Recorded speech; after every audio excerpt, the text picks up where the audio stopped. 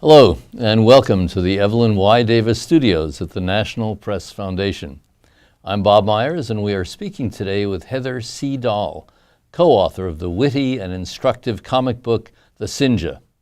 The Cynja was written to show kids how to be superheroes and smash the villains of cyberspace, those viruses and worms that can really mess up your computer. Coming up right after this.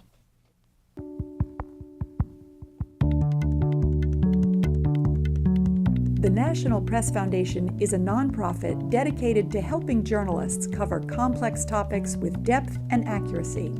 Our mission includes journalists around the U.S. and around the world. In addition to being an author, Heather is an experienced television producer and expert in cybersecurity, a member of the board and currently chairman of the National Press Foundation. Heather, how did you get the idea for the Cynja? About 2 years ago, I found my nephew, who was 5 years old at the time, in the hallway fighting imaginary dragons. I was like, buddy, let's talk here. Because no disrespect to dragon slayers or dragons, but their career prospects these days are limited. And being the savvy aunt that I am, I was thinking, what kind of profession could my nephew go in to support his aunt in her old age? Because I think it's smart, yeah. So, and I also work in cybersecurity. And I said to him, Grant, why aren't you fighting the bad guys in your computer? And he looked at me like, what are you talking about? I said, the bad guys who live in the computer and the iPad, bad guys who live in devices. And he had no idea what I was talking about. And that was concerning for two reasons. One is he wasn't aware that potential crime could happen inside the device. He was unaware that there was a darker side to cyberspace. And inside his device.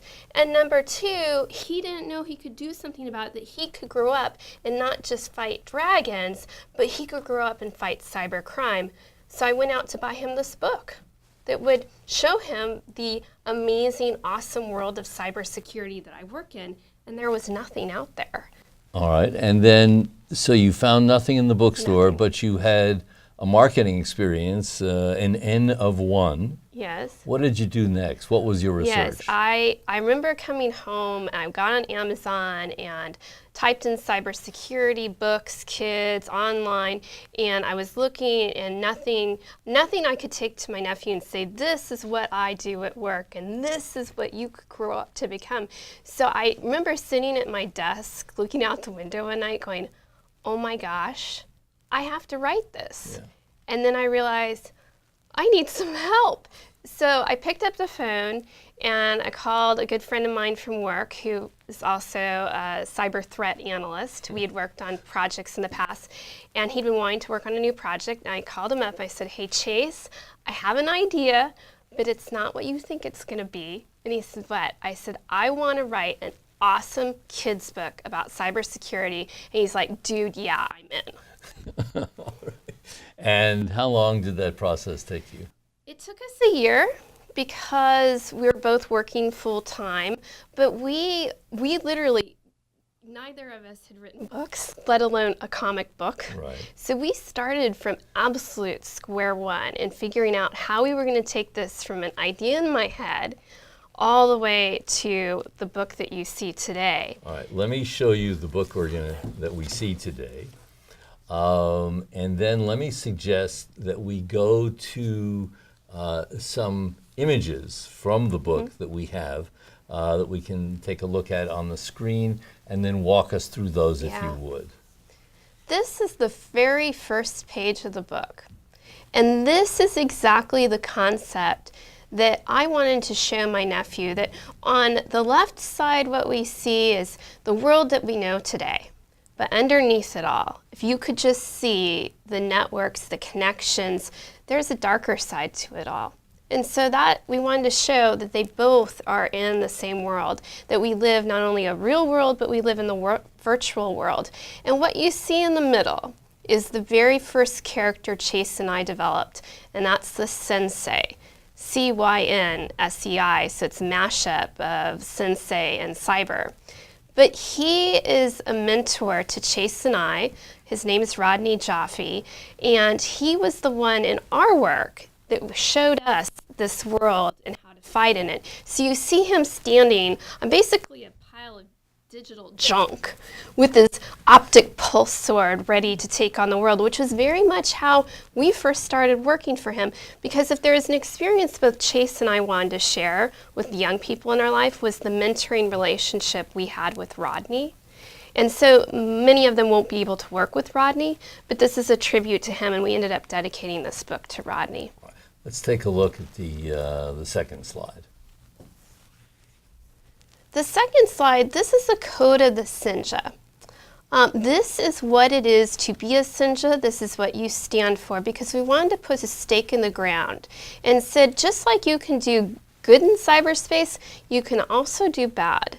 And so with kids, we wanted to say, you know, we're here to protect good people online, and we treat others online with respect. And we wanted to underscore that we want kids to make smart choices in their digital life.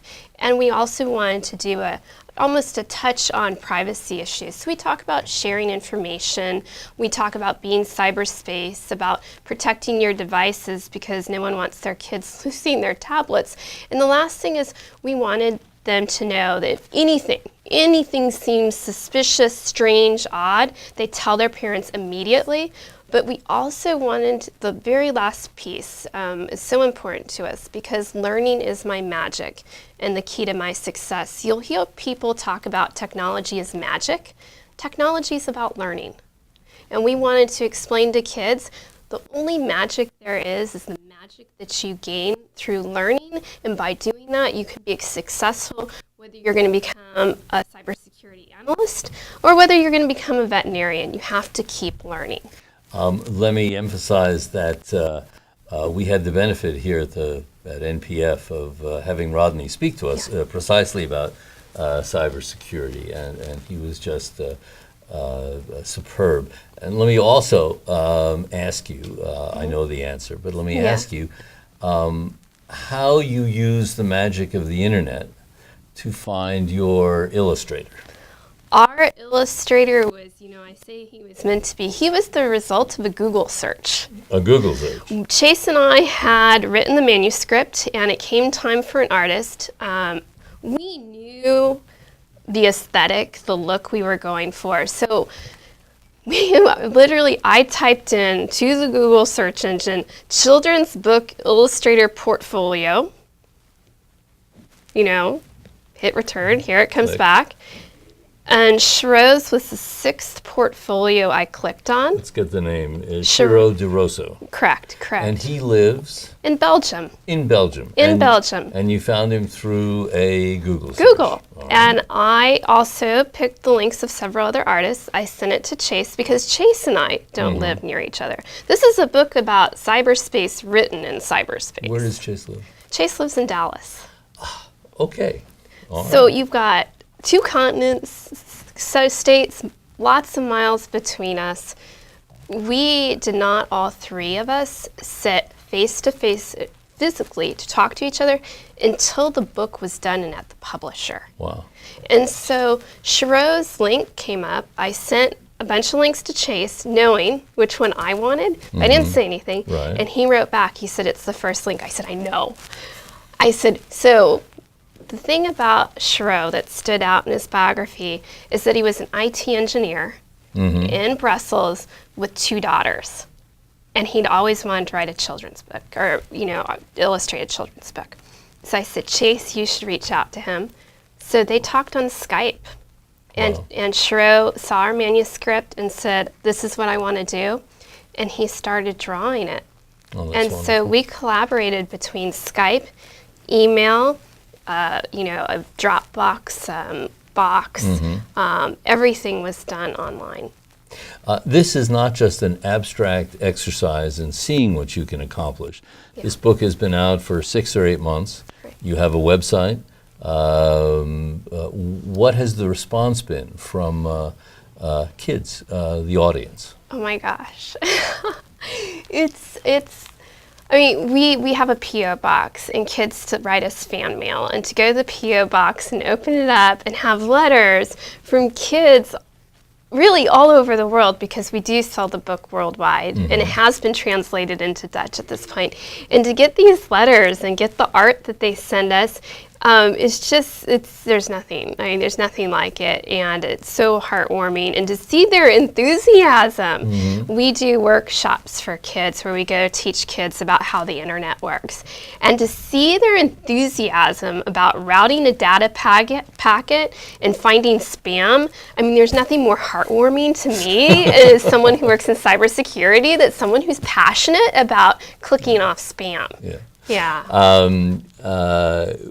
Give us the website, because I mentioned that you have it, but I didn't give the address. It's the Cynja, Cynja. No, THE. THE, CYNJA.com. Right. And Sinja is a mashup of the word cyber ninja. Cyber Ninja. Yes, Okay. they're cyber ninjas. Because when you're 7 years old, it's pretty awesome to be a ninja. Probably awesome to be a ninja if you're older than that as well. Let's take a look at the next slide from the book. Oh yeah. So this is the page where we meet our cyber hero Grant. And he likes playing video games a lot, probably like many 11-year-old boys. But what we've learned is he likes playing video games maybe more than doing his homework. Hard to believe. Hard to believe. I'm sure he is the only boy in the world who does. And so this is where we meet him in the real world. And what we find after this image is that he didn't turn in his CyberSmart report, and he has to stay after school. Ooh, you hate it when that happens. Yeah, he didn't like that. But then his world changes at that point. And he gets sucked in, Grant Wiley gets sucked into the internet to meet his mentor. And his mentor is here. And this is a page that shows, we want to show people that the cyber battle is evolved, the battles have evolved over time, and now our battlefield is cyberspace. So we have our sensei here, and he started off battling bad guys as an Egyptian pharaoh, then he moves on and he battles the barbarians, and of course he slays some dragons. Naturally. Naturally. You gotta slay dragons. Yeah, absolutely. And then he became a cowboy. Because the bad guys moved to the Wild West. And then he became an ace fighter in World War I. But now the battlefield has moved into cyberspace. And so he has to train a whole new generation to help him fight this war. That's quite a story. Let me see, do we have one more slide on this series? Yeah. Why don't you so tell us about that? this is Grant Wiley after his transformation into a Sinja. And one of the things Sinjas do is they travel in cyberspace by hopping on data packets. And so you'll see that we use a lot of accurate technology and language and vocabulary in the story because we want kids to become versed in the terms. But then as you read the story or you look at the appendix in the front and the back of the book, we actually give definitions of what those words are from a technology standpoint. You mentioned that the Cynja, this hardcover comic, is available internationally. Yes. How is it doing? Is this a rarefied purchase or a common one? I mean, as far as who is buying it, we find that it's probably a niche book, that there are people who are geeks like the authors are and who have the same motivation. We want to educate the kids in our life. But what we're finding from the comic standpoint is it's an original new character in the comic scene. Okay. He happens to be a superhero who fights bad guys in cyberspace, but what we're saying is cyberspace needed a superhero because Batman and Superman probably can't do the same things that the Sinja can once he hops on a data packet. So we've introduced a new character in the comic world. As a result, we go to Comic Cons around the world. And how does, how do you measure success? How do you know that you go to Comic Cons? Are people buying this? What are the measurements for this kind of thing? I keep having to order more books. That's a good start. And the demand, what we underestimated was kids and binge consuming of entertainment. Is that when they closed the first book, the reaction was, where's the second one? Okay. We hadn't started writing the second one because we didn't even know if they'd like the first one. Right. And it takes time, as all authors know, to write a book, let alone do all the art. And so the challenge for us was to take the momentum that we gained and immediately deliver a new story into the marketplace to keep kids going along. But we also knew when we wrote this first book, we knew we had a good 3 stories in us. So it was just getting out there and saying, okay, volume 2, volume 3. What we decided to do to be a bridge between volume 1 and 2 that we're currently working on is develop what we call the field instruction manual. Field instruction manual. That, as you and I know, is a coloring activity book. But once again, it goes back to when you're 6, 7, 8, coloring book, maybe not the most cool thing, okay? I've learned things the hard way, okay? And so we created the field instruction manual. Now, this is the book that a Sinja would put in their Sinja pack and work on in between battles because you want to learn and work on your super Sinja powers when you're not having to face malware and viruses and trojans. Let's take a look at the Cynja coloring book. Yes. Or field manual. Yes. Forgive me, all you young people. What we have here is it's a mixture of fun, like mazes, but it's also got lessons in it. For instance, how to create a good password. I was amazed at how many teachers or schools issue password 123 to kids into their accounts that they have for school. Well, we're saying password 123, not the best password, but kids, this is how you create a password because we need to start that education young. So this is an exercise in picking which ones are the good passwords, and there are some ones like I love you, which is not a good password. Not a good one. Not a good, and password is just not a good password, no matter how you put it.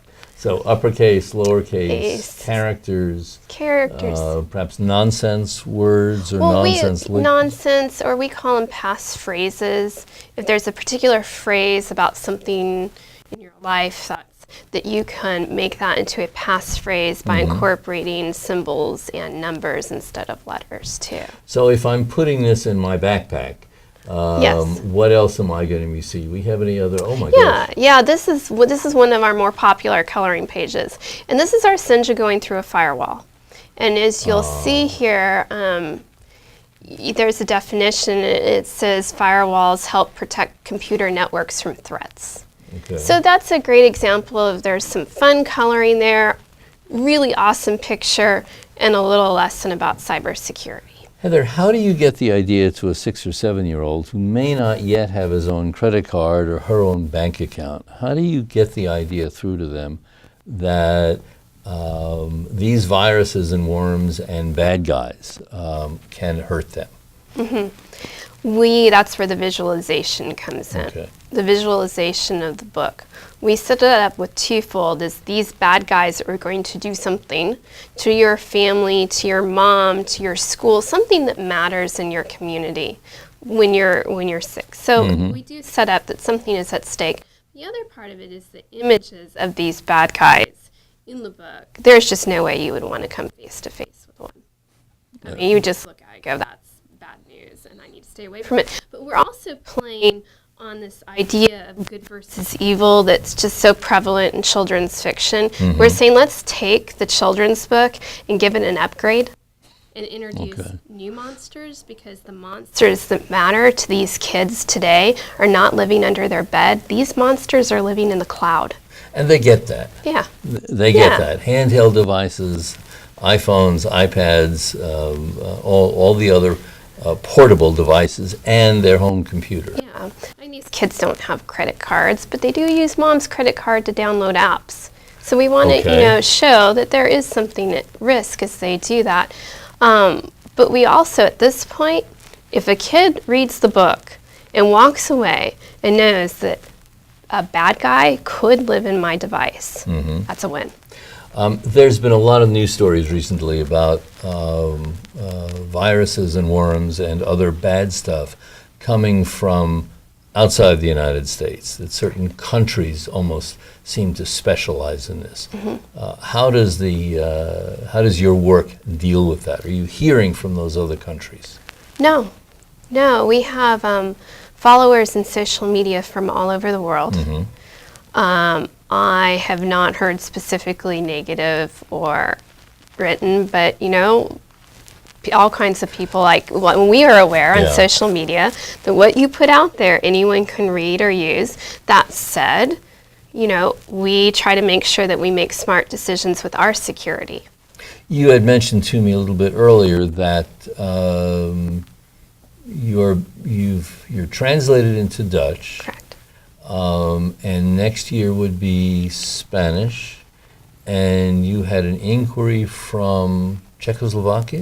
Yeah. I have had actually the Ukraine and the Czech Republic reach out to me asking when our translations will be available. It was like, Czech was not my next language to go to, but now it has actually moved up because from their standpoint is that they're finding Czech children are being exploited more in the EU than there's a recent EU study than other children in other countries. Why would that be? So one of the reasons is education. Maybe their parents aren't as engaged in technology and having the conversations. Are they educating them in school? But also part of it is you can tell a kid not to do something, but we all know they don't necessarily listen to you.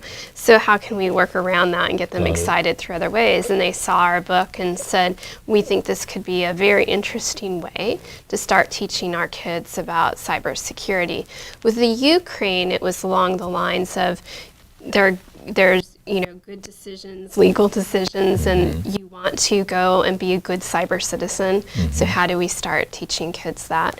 We'll see what happens from those conversations, but ultimately I feel that online safety is one of those issues that crosses all boundaries, borders, continents, that so many families, whether it's a mobile device or a laptop, are worried about how their kids are using them. And it's also very much the quintessential 21st century global internet issue. If your computer is not safe, and if that door is inadvertently being opened by your youngster, there can be significant consequences. There can, and I will say our first bookstores, I call them bookstores, are actually independently owned computer repair shops. Because do you know what they see? No. The family's computers.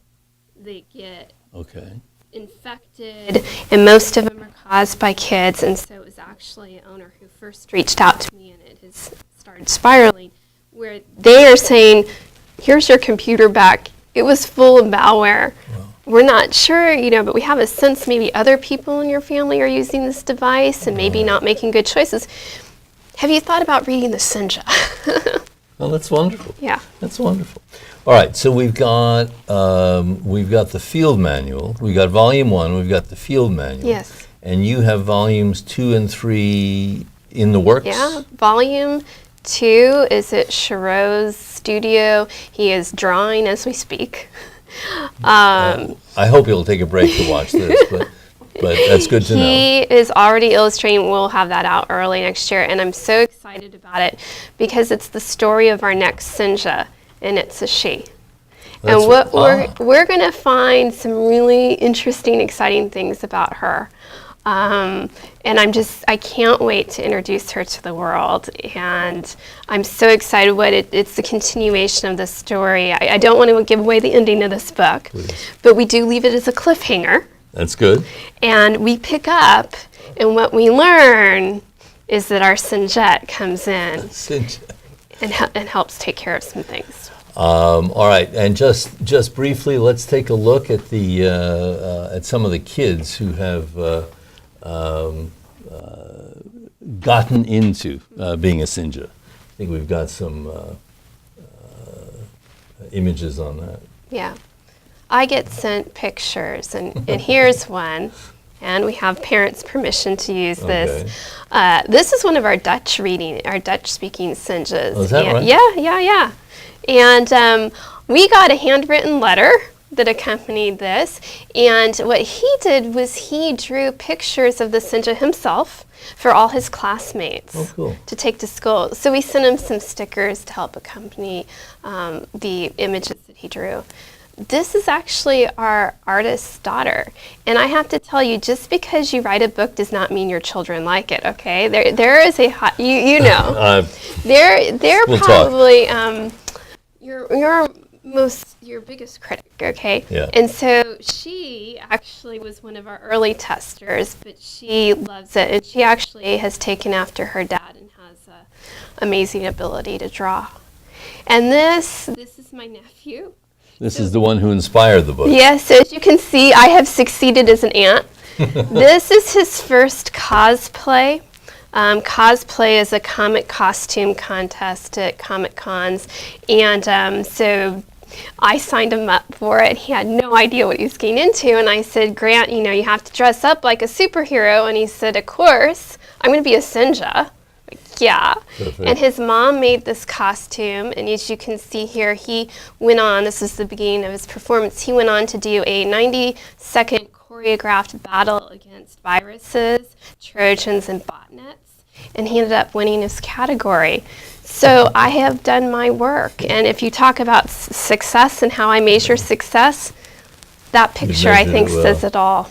Very briefly, and we'll need to wrap up here. If I go to your website, Yes. what am I going to find on your website? You are going to find information about the books, but we also have what we call the Circle of Sinjas. The Circle of Sinjas. This is our loyalty group, and we do newsletters. We're starting to incorporate digital experiences into the website to not only educate children, but also their parents too. So we have the Sensei's Connection, which is a bi-weekly newsletter designed to help parents encourage conversations at home about technology. And Wow. we write what we call the birds, the bees, and the bot master. And we say, you know, you talk to your kids about the real world, let us help you translate those conversations into the digital world. So, you know, when you have the stranger talk, we're going to help you upgrade your stranger talk for the digital world to talk about digital strangers. Wow. Okay. So we provide things like that on our website too. Wonderful.